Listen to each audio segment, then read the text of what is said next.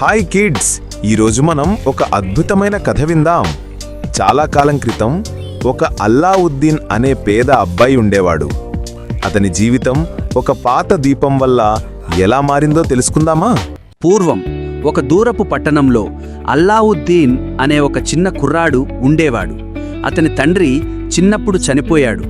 తల్లి కుట్టు పనులు చేసి జీవనం సాగించేది. అల్లావుద్దీన్ చాలా అల్లరి పిల్లవాడు. చదువుకి దూరంగా బీదులలో తిరుగుతూ గడుపుతుండేవాడు. ఒకరోజు ఒక అపరిచితుడు మాంత్రికుడు పట్టణానికి వచ్చాడు. అతడు అల్లావుద్దీన్ను చూసి ఆశ్చర్యపోయాడు. ఎందుకంటే అతను వెతుకుతున్న వ్యక్తి ఇతడే.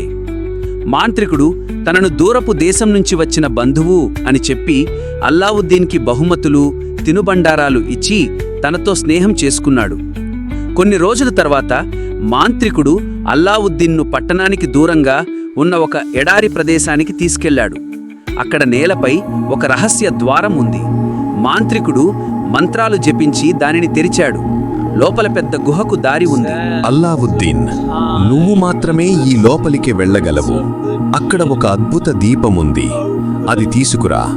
కానీ దాన్ని తాకక ముందు నువ్వు ఈ మాంత్రిక ఉంగరం ధరించు అని చెప్పి అతని వేలికి ఒక వెండి రంగు ఉంగరాన్ని పెట్టాడు. అల్లావుద్దీన్ గుహలోకి వెళ్ళాడు. అక్కడ అతడు బంగారం, రత్నాలు, పచ్చలతో నిండిన పెద్ద హాళ్లను చూశాడు. మధ్యలో ఒక పాత దుమ్ముతో కప్పబడి ఉన్న దీపం కనిపించింది. అతను దీపాన్ని చేతిలోకి తీసుకున్నాడు. ఆ సాయంతో తిరిగి రావడానికి ప్రయత్నించాడు.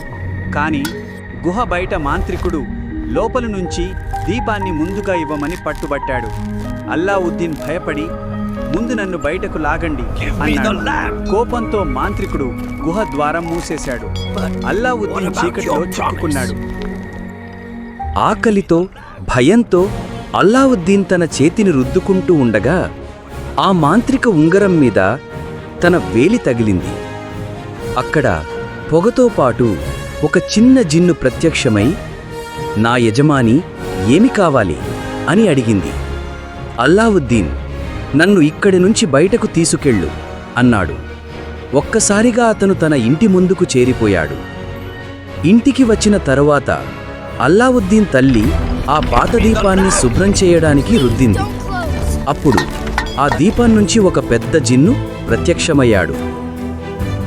ఓ యజమాని, నన్ను పిలిచిన నువ్వు ఏది కావాలంటే చెప్పు, నేనది నెరవేర్చుతాను అన్నాడు.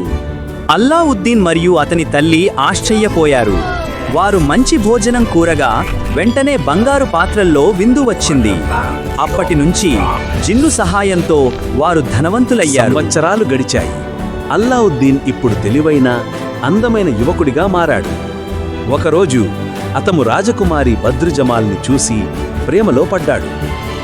జిన్ను సహాయంతో అల్లావుద్దీన్ రాజభవనానికి అపూర్వమైన బహుమతులు పంపి రాజును ఒప్పించి పెళ్లి చేసుకున్నాడు. తనకు దొరకలేదని మాంత్రికుడు తెలుసుకున్నాడు.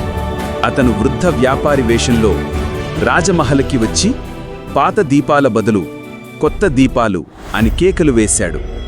రాజకుమారి అమాయకంగా పాత దీపాన్ని ఇచ్చేసింది. దాంతో మాంత్రికుడు దీప జిన్నును పిలిచి మొత్తం మహల్ని దూరపు ఎడారికి తరలించాడు. అల్లావుద్దీన్ ఇంటికి రాగానే మహల్ కనిపించకపోవడం చూసి ఉంగర జిన్నును పిలిచాడు. ఆ జిన్ను సహాయంతో ఎడారిలోకి వెళ్లి మాంత్రికుడితో యుద్ధం చేసి అతన్ని ఓడించాడు. దీపాన్ని తిరిగి పొందాడు. జిన్నును పిలిచి మహల్ని తిరిగి పట్టణానికి తీసుకురామని ఆజ్ఞాపించాడు. రాజు, ప్రజలు ఆనందంతో అతన్ని ప్రశంసించారు. అల్లావుద్దీన్ మరియు రాజకుమారి సుఖంగా జీవించారు. నచ్చిందా పిల్లలు?